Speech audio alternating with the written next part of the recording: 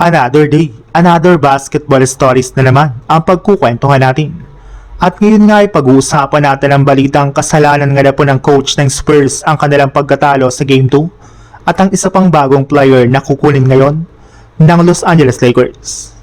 Marami nga po ng mga fans at analyst ang sinisi si Victor Wembanyama sa naging pagkatalo ng San Antonio Spurs sa kanilang Game 2 laban sa New York Knicks. Matapos ang bad pass nito kay Stephen Castle na nauwi sa turnover at ang hindi pagpasok ng kanyang ginawang game-winning jump shot sana sa uling mga segundo ng fourth quarter. Pero hindi lang naman nga po si Wemby ang dapat sisihin sa kanilang pagkatalo. Bagkus isa na naman nga po sa mga nagkaroon ng pagkakamali sa kanilang laban ay ang kanilang coaching staff.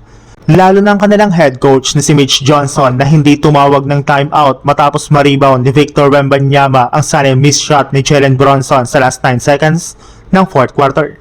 Kung ginawa lang naman nga po nila iyan ay mapipigilan pa nga po sana ng kanilang head coach ang nagawang turnover ni Victor Wembanyama. Panalo o di kay overtime na lang naman nga po sana ang kanilang pagpipilian since hawak nga po nila ang last shot dito. Kaya kailangan na naman nga pong sisihin dito ang coach ng Spurs. Sa ibang balita naman, kagaya nga po ng napag-usapan natin, may tatlong center na nga po ang pinangalanan ng mga nakarang araw na balak kunin ng Lakers gamit ang kanilang 25th overall pick sa darating na 2026 NBA Draft. Kabilang na nga po dito sina Henry Bizar na huling naglaro sa University of California. Dagdag pa dyan ang Italian center na si Luigi Suego na merong tangkad na 7'3" na merong skill sa opensa at maging sa depensa.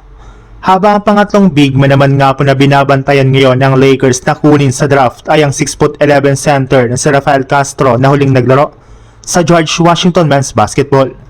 Pero bukod nga po sa tatlong ito ay may iba pa nga po sila mga players na binabantayan ngayon kagaya na lang ni Taris Red Jr. na isang center mula sa Yukon, Kawapet na isang power forward mula sa Arizona, Joshua Jefferson na isa ring power forward mula sa Iowa at Cesar Evans na isang small forward mula sa Duke.